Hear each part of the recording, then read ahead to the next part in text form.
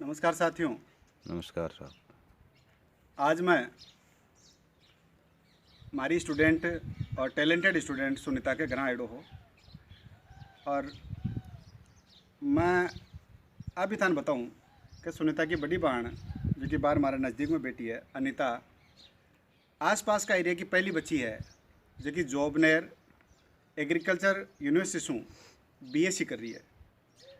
और मैं समझता हूँ आज प्रिंसिपल साहब के साथ में मैं जब यहाँ विजिट कर रहा हूँ तो मैं जहाँ तक समझता हूँ और जितना मैं जानता हूँ वो ये भी है कि एक बच्ची का एग्रीकल्चर कॉलेज में और एग्रीकल्चर डिपार्टमेंट से बीएससी करना ये मेरे सामने शायद पहला उदाहरण है।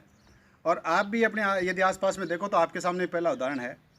जब मैं इससे पूछ रहा था कि जब तेरे 80% 10th में आए हैं तो उसके बाद में बच्चियों के लिए जो सबसे बड़ा ऑप्शन बचता है वो बायो है, क्यों अनिता? वो बायो ही है। या बायो के अलावा यदि बात की जाए तो बच्ची को दिलाई जाती है मैथ या आर्ट्स में उसका एडमिशन हो जाता है। लेकिन ये बच्ची लकीर की फ़कीर नहीं है। अनिता जी की है एजी एग्रीकल्चर सू सीनियर करे है और एग्रीकल्चर सू सीनियर करे के बाद में केवल 1 महीना की तैयारी के बाद हम बच्ची को जेट में सिलेक्शन हुआ और जेट में भी बहुत बढ़िया नंबरों और बहुत बढ़िया रैंक के साथ मेरे को सिलेक्शन हुआ है। और आपने राजस्थान की जो कि टॉप कॉलेज है जॉबनेर कृषि विश्वविद्यालय बठियूँ अनिता जी की है बीएससी और बीएससी के साथ में एमबीए कर रही है। तो मेरा मन बढ़ा कि अनिता से बात करी जाए ताकि आबाड़ी जी की पीढ़ी है या फिर आप अनिता के जी का अनुज है वह इस चीज़ को फ़ायदो लेवे और एक यान क्या संकाय को चयन करे जिका के मैं जॉब हुआ है या आबाड़ देना का मैं भी कि समझ ज़्यादा पूछ है। मैं अनिता थोड़ो इन तने पूछ पूछाऊँ तो थोड़ी सी बताए आज की एग्रीकल्चर शू जो कि बीएससी हुआ है कता दिन ये जहाँ आपने बीएससी और बीएससी में कोई फ़र्क है या फिर सेम ही है? फर्क तो यही मतलब नॉर्मल बायो में तो आर्ट्स से करते हैं वो तो 3 साल की होती है, ये 4 साल की होती है। और मतलब इसमें सब्जेक्ट भी 6 मंथ में चेंज होते ही रहते हैं। और जो भी मतलब यूनिवर्सिटीज़ में पढ़ाया जाता है उनमें थ्योरी प्रैक्टिकल सब कुछ अच्छे से समझाया जाता है। कॉलेज का जो लास्ट ईयर होता है उसमें जो रिसर्च सेंटर होते हैं वहाँ पे स्टूडेंट्स को सब कुछ मतलब बताया जाता है अच्छे से। और इसमें मतलब स्कोप बहुत ही ज़्यादा है। स्कोप के लिए कहीं जब 12वीं पास कर ले या फिर बाद में बीएससी कर ले तो फिर स्कोप को कहीं है, स्कोप कम है कहीं। 12th बाद में तो एग्रीकल्चर सुपरवाइजर है और बीएससी के बाद में मतलब फॉरेस्ट डिपार्टमेंट वगैरह और डबल ये है। उसके बाद में एमएससी करता है तो एमएससी के बाद में एओ एसओ बैंक वगैरह इनमें है। अनिता के साथ में हमारा प्रिंसिपल साहब है कृष्ण कांजी कलावटिया। मैं ज़्यादा अन कह रहे हो मुझे साहब एग्रीकल्चर को नाम थोड़ा सा कम है तो एज को भी की अवेयरनेस के बारे में बताइए। तो मैं साहब थोड़ा सा बताऊँ कि थे थोड़ा सा हमारे दर्शकों में रूबरू और थोड़े से बताओ हिसार के बारे में कहीं बता रहे हैं। बिल्कुल धन्यवाद सोहन जी।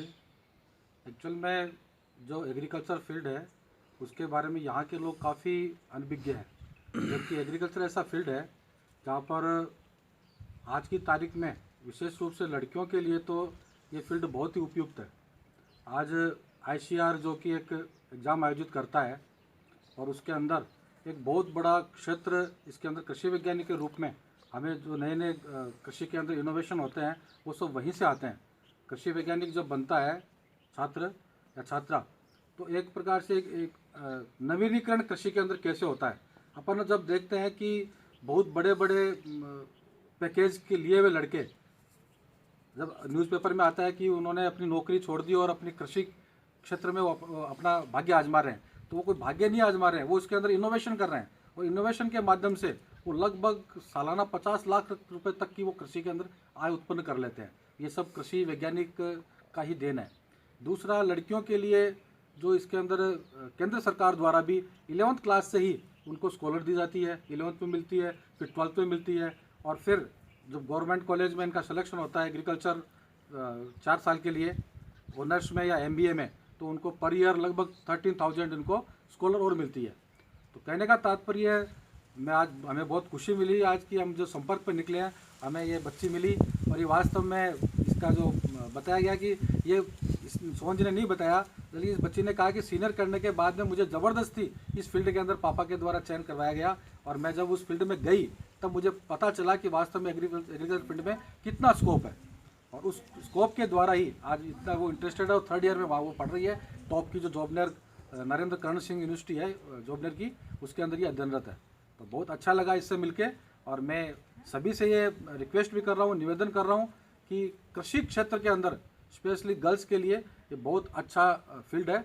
तो आप भी अपने बच्चों को साइंस के बजाय इस भीड़ भाड़ वाले एरिया में, वो भी एग्रीकल्चर भी साइंस का ही पार्ट है, तो उसके अंदर केवल अपने को उसकी ओर ध्यान दिलाना है कि इसको एग्रीकल्चर साइंस में की ओर अपने को आगे बढ़ना है। धन्यवाद। एक साहब जब बात करें अवेयरनेस की, तो बी टाइम बात अभी करी जा रही है। मैंने कहा सर एग्रीकल्चर के बारे में जानते नहीं, तो साहब ने ये कहा कि आप तो केवल बच्चों में अवेयरनेस लाने के लिए उन्हें केवल 3 कैंपस का विजिट करवाओ, हिसार, झांसी और एक और बता रहे थे BHU। यदि आप 3 कैंपस का विजिट करवा दोगे तो उसके बाद में बच्चा केवल ये कहेगा कि मेरे को तो केवल BHU या एग्रीकल्चर से ही आगे एग्रीकल्चर स्कोप लेके आगे बढ़ना है।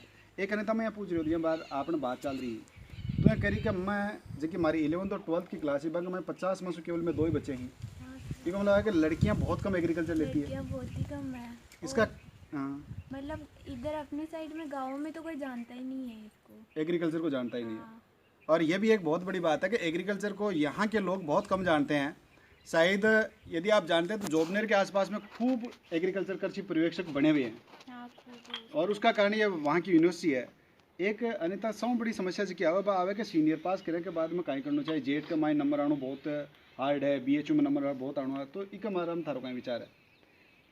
सर नंबर आना तो हार्ड बात नहीं है, इतना मतलब ये कठिन भी नहीं है कि नंबर नहीं आएगा।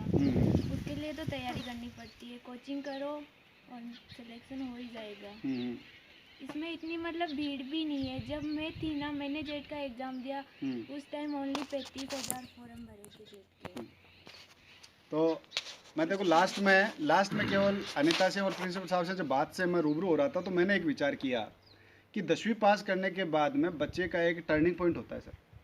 उसके करियर का सबसे बड़ा टर्निंग पॉइंट 10th क्लास के बाद में है। तो जब भी आप 10th क्लास के बाद में किसी भी संकाय का चयन करें, तो निश्चित रूप से उस विकल्प में, संकाय चयन के विकल्प में आप कृषि संकाय को भी इंक्लूड करें, और इसके बारे में किसी परिचित व्यक्ति से या फिर जो एजुकेशनिस्ट है उससे बात करें, ताकि अपने बच्चे का भविष्य जो है वो सुरक्षित रहे और ब्राइट फ्यूचर से अपन जो है गुजरें। बहुत बहुत धन्यवाद।